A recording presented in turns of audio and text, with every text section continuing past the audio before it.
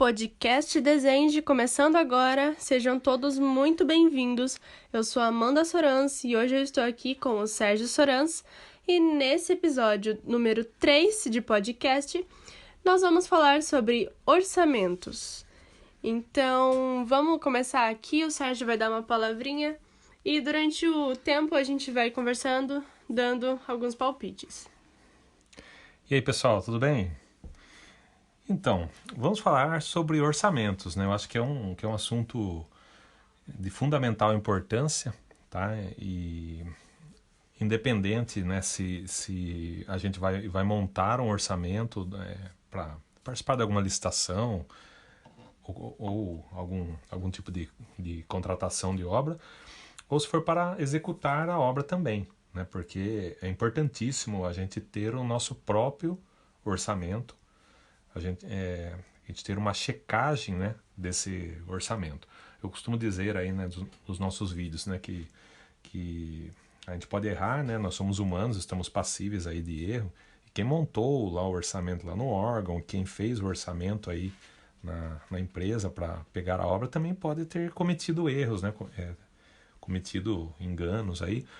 Mas na hora de executar a obra, a gente tem que encontrar esses erros, né? Erro de quantitativo, erro de preço, ou erro de consideração, erro de projeto, ou o que for, e é hora de correr atrás. Então, independente se a gente vai orçar uma obra ou se a gente vai executar uma obra, é fundamental a gente cuidar aí dessa parte de orçamento. Tá? Então, pensando aqui inicialmente na questão de montar mesmo orçamento, de participar de uma concorrência, licitação ou algo parecido, uma maneira assim, uma maneira bem prática de ter um número, né, ter uma estimativa, é você fazer uma estimativa por quilômetro. Então assim, você, lógico, dentro da bagagem aí, da experiência, né, fazendo vários orçamentos aí, principalmente numa mesma região, às vezes para o mesmo órgão, a gente começa a ter alguns números, né, na cabeça, e a gente pode trabalhar também criando esses parâmetros, né, criando esses índices, esses indicadores, podemos chamar assim. Por exemplo, a gente pode ter feito lá, sei lá, no último ano, 3 orçamentos de recapeamento lá, né, numa mesma região aproximadamente lá, e a gente tem o valor, né, que a gente apresentou, e dividindo lá pela extensão da obra, pela quilometragem, a gente consegue chegar num valor por quilômetro. E independente se a gente ganhou a obra ou não, mas se a gente perder a obra, a gente pode ver lá a empresa que ganhou, né, que teve o preço mais baixo, qual foi o valor dela e fazer a mesma conta, né? Então a gente consegue ter um parâmetro, além da estimativa do que a gente fez, das considerações que a gente fez, a de quem ganhou, né? De quem ganhou e conseguiu executar a obra, né? Então a gente passa a ter vários parâmetros e dentro dos diferentes tipos de obras, de restauração, de construção de acostamento, de faixa adicional, de recapeamento, como eu comentei, de duplicação ou de implantação de uma via nova. Então a gente pode ter vários parâmetros desse aí para a gente ter uma estimativa, né?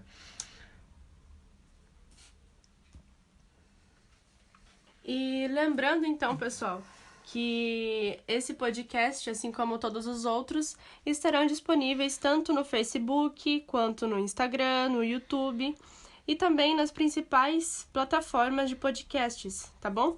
Então a gente vai ter a nossa playlist lá, beleza? E vamos já dando continuidade com a nossa primeira pergunta. Essas estimativas, elas variam de região para região? Totalmente. Totalmente.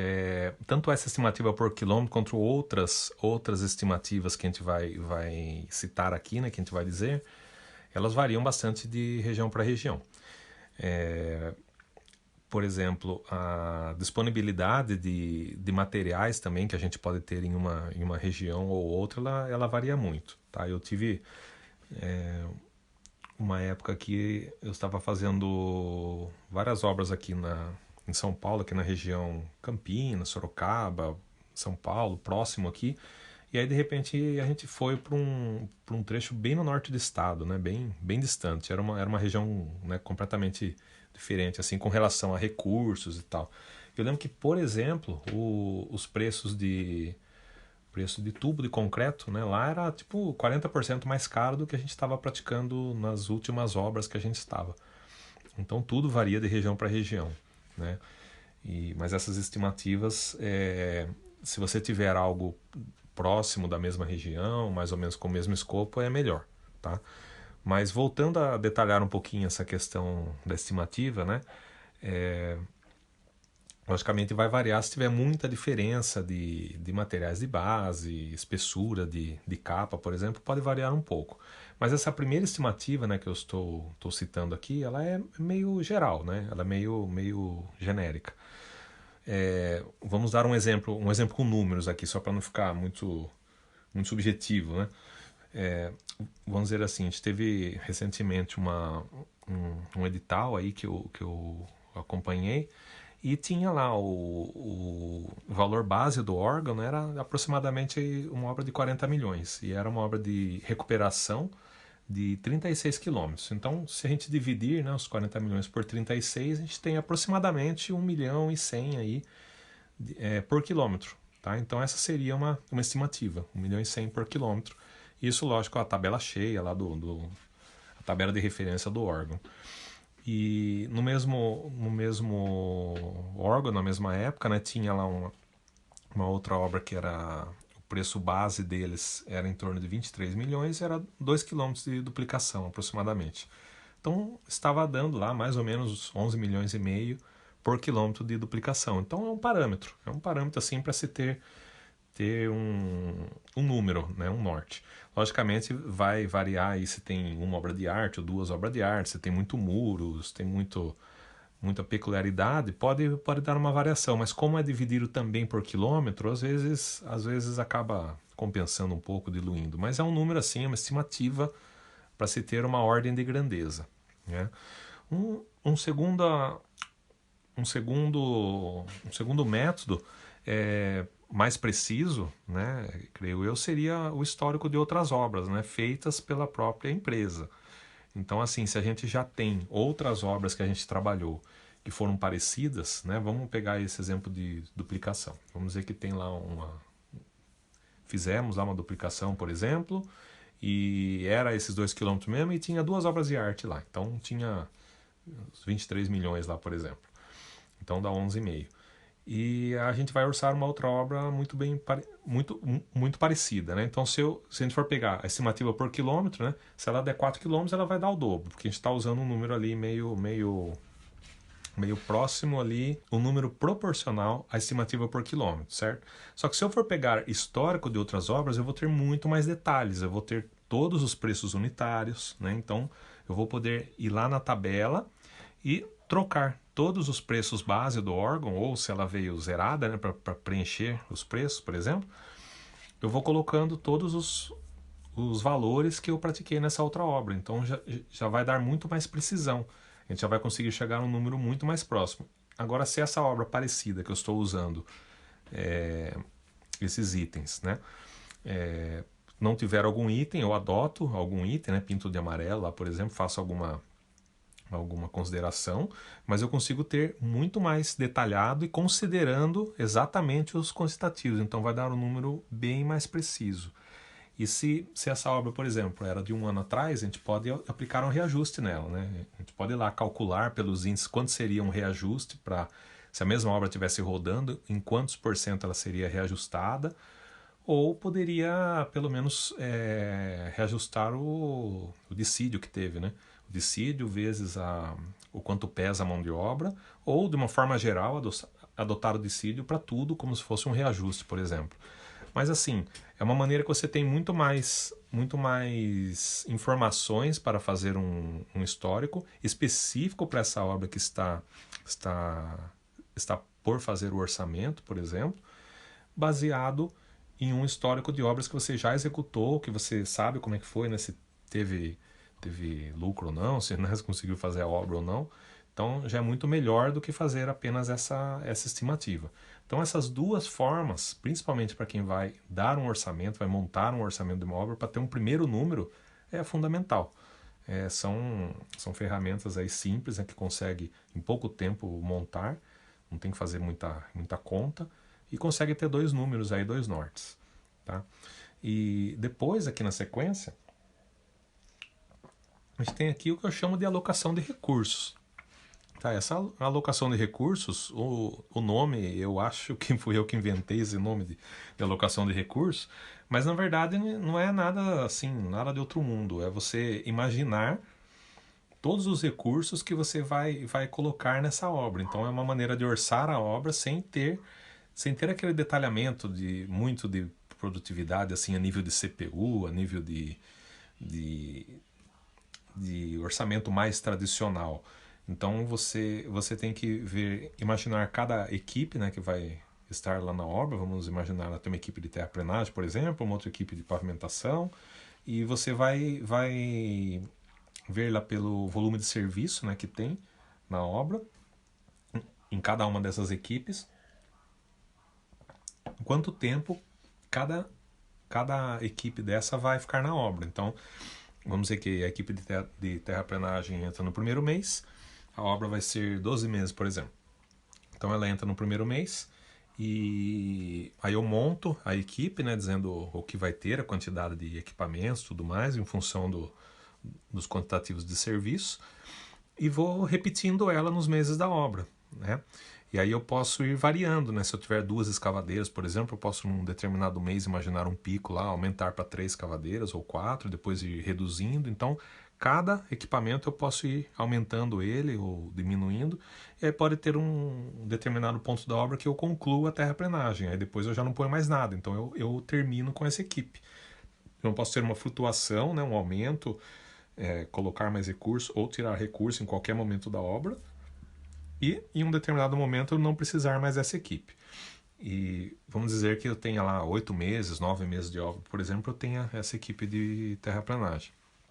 Ou depois eu continuo com uma equipe bem reduzida, por exemplo.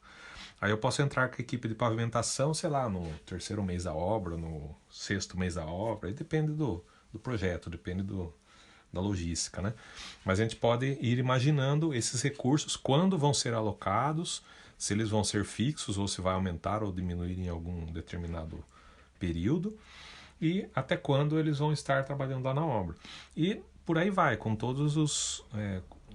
tanto faz ser custos diretos, como esses dois que eu estou colocando, e custos indiretos, né? Se eu vou ter, sei lá, uma carreta com prancha, vou ter equipe ali de mecânica, por exemplo, ao longo de toda a obra, eu já pego e espalho, né? Isso aí por todo o período da obra.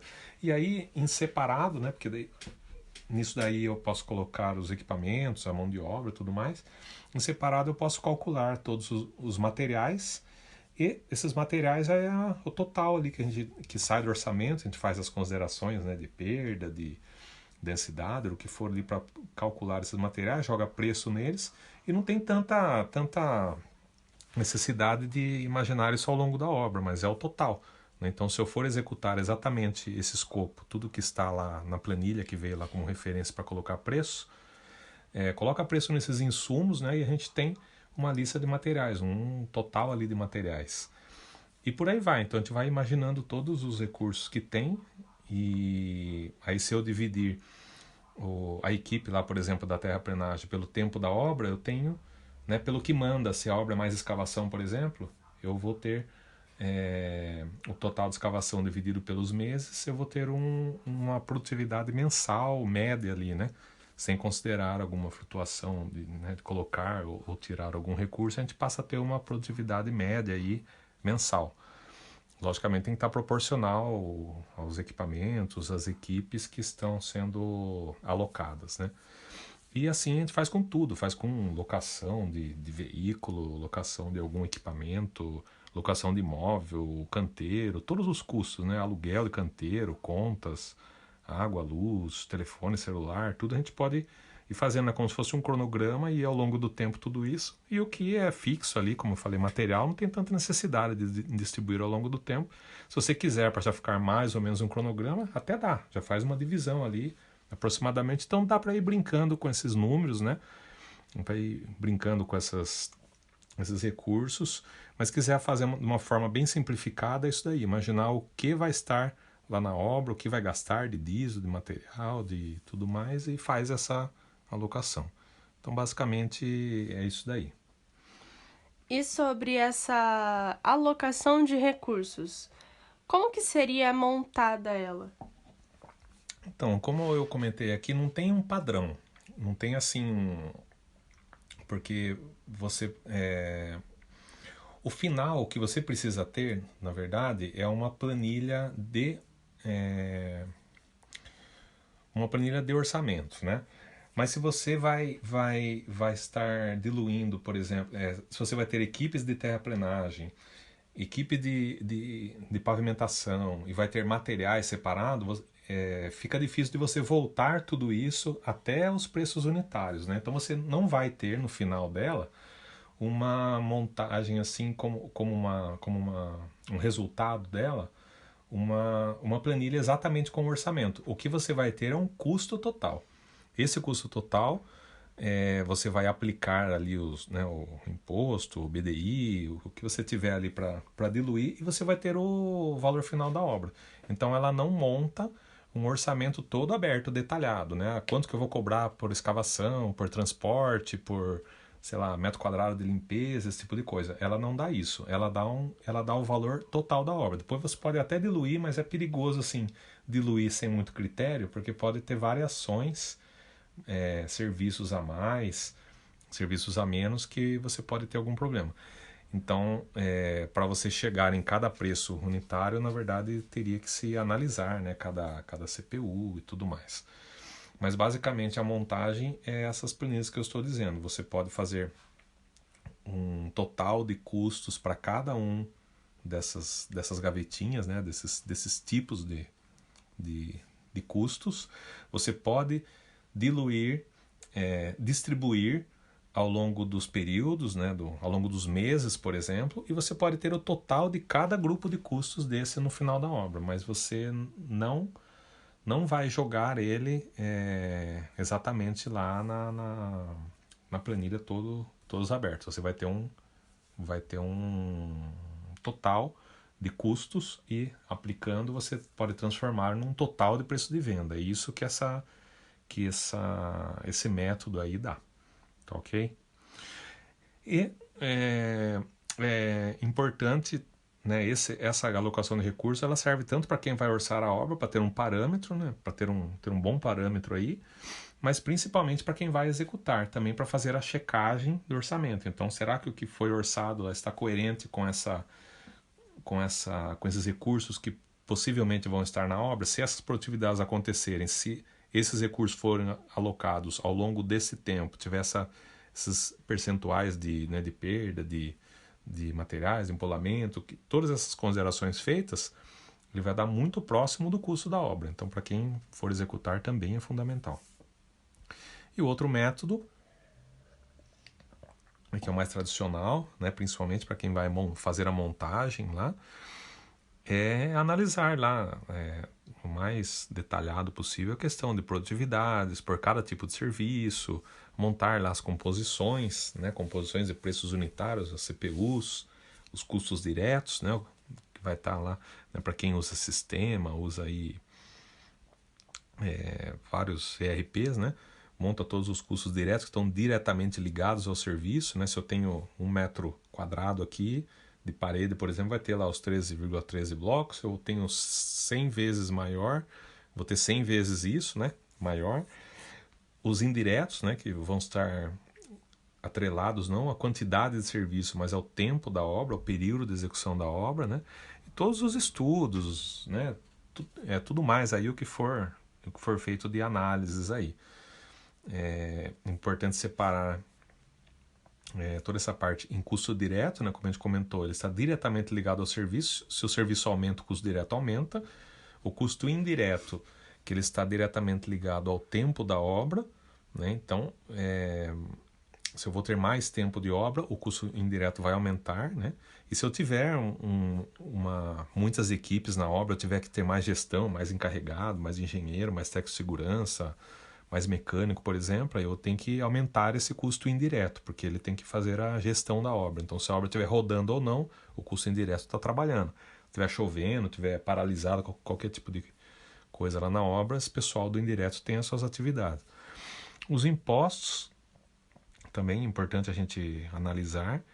E, lembrando, essa parte de impostos também tem que ser alinhado, bem alinhado aí com a contabilidade. Aí temos várias situações, várias peculiaridades, né, de cada empresa aí trabalha de um jeito, tem os seus detalhes internos, apuração, né, de impostos e tudo mais, mas basicamente se for uma empresa pequena, né, empresas optantes pelo simples, lógico que isso está sempre, né, tendo alterações e leis e tudo mais, mas hoje, né, como a gente tem aí as regras hoje, empresas do Simples, elas estão lá, se não me engano, até 4 milhões e 800 de faturamento. Nos últimos 12 meses, as empresas ainda podem ser optantes lá pelo Simples. E aí elas têm uma apuração lá de impostos mais simplificada, né? Então é um imposto, né, vamos dizer assim, que é único, né? Que é unificado lá, né? Pra gente entender. E aí tem vários anexos lá, depende de qual anexo que a empresa se enquadra, e é feito sempre a conta dos últimos 12 meses. Então, o quanto faturou nos últimos 12 meses, aí vê lá na tabela, né? Aí ela encaixa num determinado percentual que já estão ali os impostos todos computados. Então, conforme vai aumentando vai tendo receita, né? Durante os meses vai tendo receita, vai refazendo essa conta dos últimos 12 meses e conforme vai ultrapassando cada parte ali, né, cada limite, vai indo para o próximo patamar, onde os impostos são maiores. E tem também a questão, me fugiu o nome, acho que é compensação, a redução, eu acho que é alguma coisa que tem ali. Então tem um valor máximo ali de redução em cada um deles. Mas, como eu estou dizendo, isso sempre tem que ser alinhado lá com a topografia, com a contabilidade.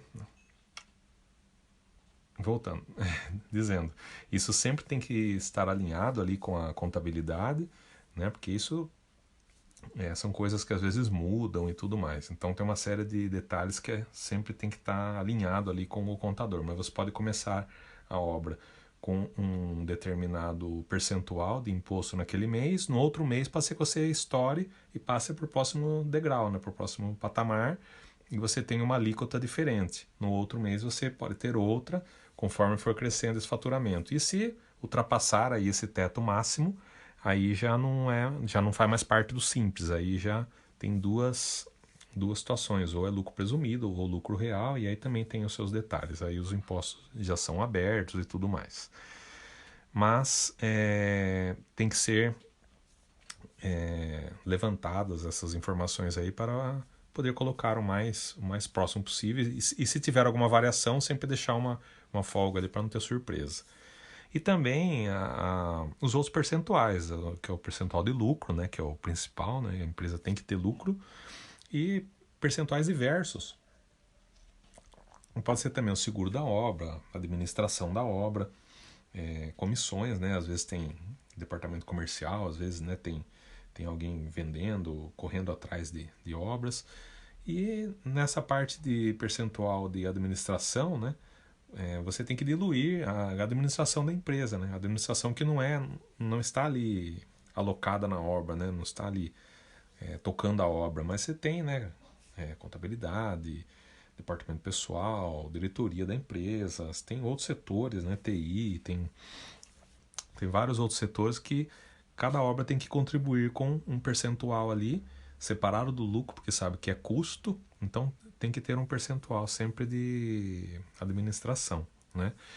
E importantíssimo, né, também independente de todos esses números, esses estudos, né, que são feitos, tudo que se considera, tudo que se coloca lá dentro, importantíssimo quando for aplicar, né, esses percentuais, aplicar sempre sobre o preço de venda.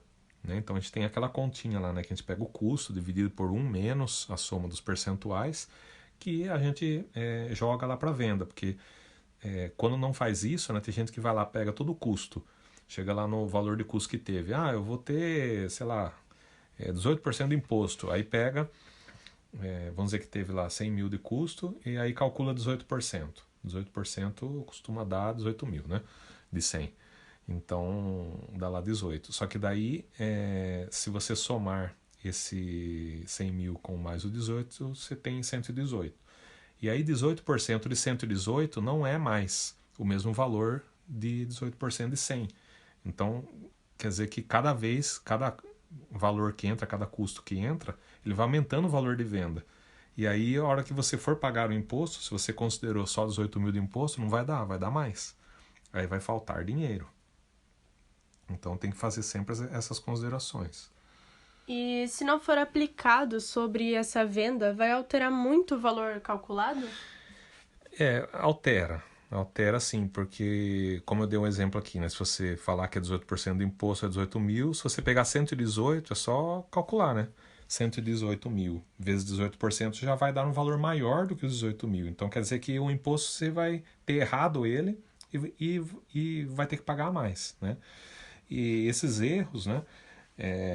Eles acabam indo lá, refletindo diretamente no lucro, tá? Então, a administração, né, que você tiver, você vai ter que cobrir os custos lá, custos administrativos da empresa, o seguro também, o percentual também vai ter sido calculado errado e vai acabar estando com valor menor no orçamento e acaba impactando diretamente no lucro. A gente fez até um exemplo, a gente subiu um vídeo aí há uns meses atrás, né, falando bastante sobre essa parte de orçamento. E lá a gente tem um exemplo, né? A gente tem um exemplo bem prático disso daí, até para quem não viu, né? Para quem às vezes não acompanhou, pode procurar aí nos nossos conteúdos. A gente tem um vídeo grande sobre orçamento. Na ocasião, a gente fez lá uma simulação de um custo de 100 mil e daí ia jogar tudo isso para calcular o preço de venda. Então, naquele exemplo, a gente chegou em 6% de diferença. Esse 6% lá no lucro. Então, se, por exemplo, achava que ia ter 10% menos 6, só teve 4%. Então, acaba impactando bastante lá no lucro da obra, né? Porque tem que se fazer essa conta pela venda. Não pode fazer a conta aqui no custo, tem que majorar ela, né? Então, é fácil da gente pensar isso, porque cada vez que a gente vai faturar, a gente vai pagar o imposto, por exemplo, pela nota de venda. Então, vai ser sempre um número maior do que esse que a gente tinha no custo. Quanto mais a gente colocar valor para aumentar essa venda, aumenta tudo, aumenta todos os percentuais, né? Então, aumenta um monte e se não forem feitas as considerações corretas, acaba dando esse erro aí, né? E para a gente citar mais alguns detalhes, sempre tem que se verificar o máximo possível de detalhes, né? O máximo possível de coisas que possam impactar nos custos. Por exemplo, ISS de prefeitura, né? É muito variável. Então, aqui já pensando em obras, né, maiores aí, né, se for pagar os impostos todos abertos, né? Às vezes tem algum tipo de abatimento de imposto, às vezes às vezes você coloca uma usina, você tem uma usina de concreto, por exemplo, ou de massa sua na obra, né? Você vai faturar isso, vai industrializar, como é que vão ser os pormenores? Então tem que ter bastante informação ali junto com a contabilidade e tudo mais. Essa questão do ISS, né?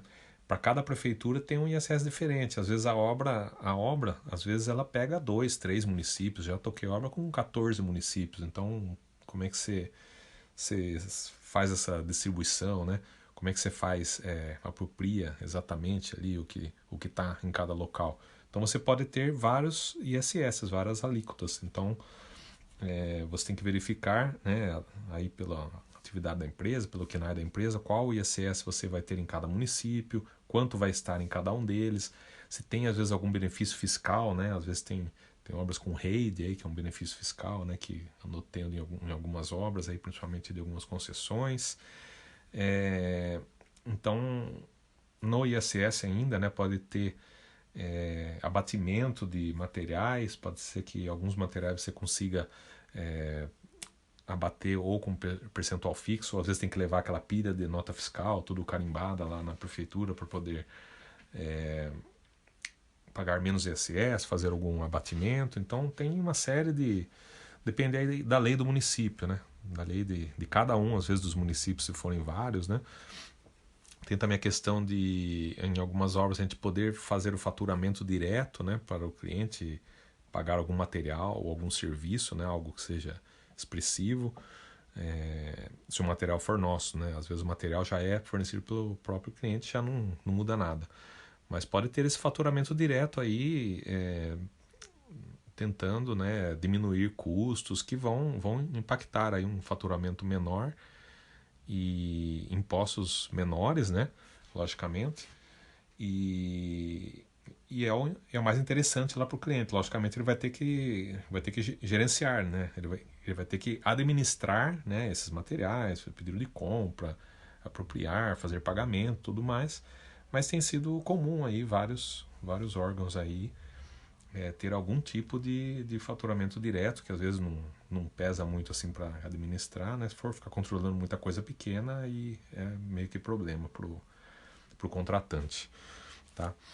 E analisar também, principalmente, a parte de materiais, densidades, perdas, frete, né? Às vezes eu posso ter 2 pedreiras lá na obra. Vamos dizer que a gente tenha 2 pedreiras e por mais que às vezes seja o mesmo material, as 2 de basalto, por exemplo, ou granito, qualquer coisa assim, que tenham densidades um pouco parecidas, mas são lugares diferentes, são veios diferentes, né? São maciços diferentes. Então pode ser que uma tenha uma determinada densidade e outra tenha outra, né? A perda, né, eu tenho que considerar a perda como todo o material, né, que for ser aplicado, e também o frete, porque cada uma vai estar a uma distância da obra. Então, às vezes o preço é um, a densidade é outra e o frete é outro, né, o DMT é outro. Então, não dá para você... eu vou pegar metade de cada pedreira, mas na obra não é sempre assim que acontece, né? Às vezes você vai... Esse percentual não é muito fixo quando vai ter 2 fornecedores. Mas tem que levar em consideração tudo isso: o preço, a densidade e a distância, né? Então, saindo da parte de material, né? Pensando na parte de mão de obra, também em cada obra, em cada orçamento, a gente tem por exemplo, o dissídio, né? Será que pelo período da obra vai passar, né? Geralmente é mês de maio aí que tem o dissídio. Lógico que depende, às vezes, alguma região, né, alguma obra tem algum acordo coletivo diferente, então às vezes alguma categoria pode, sei lá, cair em algum outro mês, por exemplo, tem que ser verificado. Mas outros detalhes também vão estar sempre no acordo coletivo ali do sindicato, ali da categoria da região. Então tem que ser levantado todos os detalhes que vai ter, às vezes tem que dar cesta básica ou algum outro benefício, então tudo tem que ser levantado e estar computado aí nesse orçamento, nesses custos, né? Então isso pode ter variações. E aí com relação às produções, né? Produção diária, semanal, mensal, né?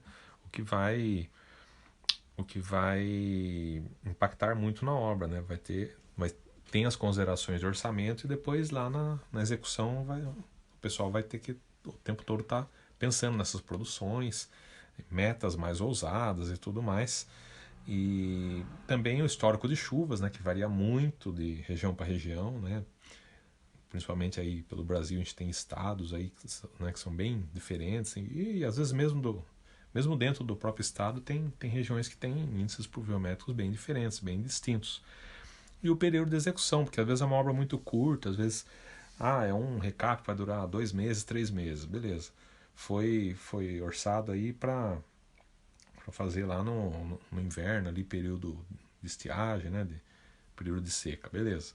Só que às vezes demora para sair a obra, aí solta a ordem de serviço lá em novembro, dezembro. Aí já tem, né, parada, às vezes final de ano, alguma coisa.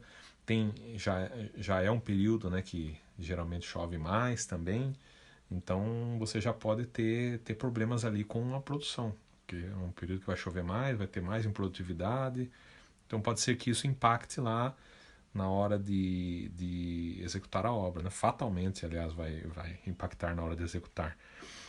E nem sempre se consegue fazer uma revisão. Falou, olha, segurou o orçamento, pediu para, né, que estava em análise e tudo mais, e a obra ia ser feita lá em julho e agora está dando ordem de serviço agora. Então eu preciso reajustar, fazer alguma consideração diferente. Então nem sempre dá para fazer uma consideração diferente. Aí tem que ver se com um novo planejamento, né, com essa nova configuração, se a obra ainda é execuível, né? Porque é melhor não entrar numa obra que você vai perder dinheiro do que entrar e ter problemas lá de execução. Você não tem que fazer essas análises. Mas aí se a obra já foi pega, né, e a gente está fazendo a checagem do orçamento para executar, é hora já de levantar essas lebres aí, né?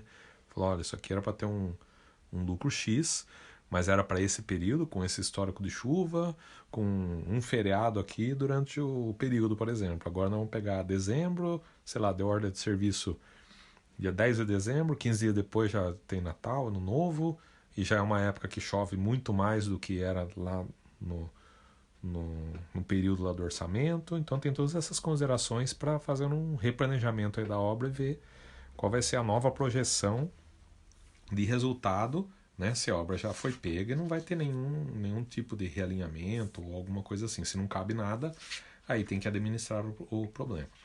Tá? Então eu acho que basicamente isso aí que a gente poderia citar sobre orçamentos, vendo as duas óticas, né? Para quem vai orçar a obra ou para quem vai executar a obra, fazer o seu orçamento interno, seu orçamento executivo, vamos chamar assim, que é importantíssimo aí antes de iniciar qualquer obra. Beleza, então nós vamos ficando por aqui, encerrando o nosso podcast Desende sobre orçamentos.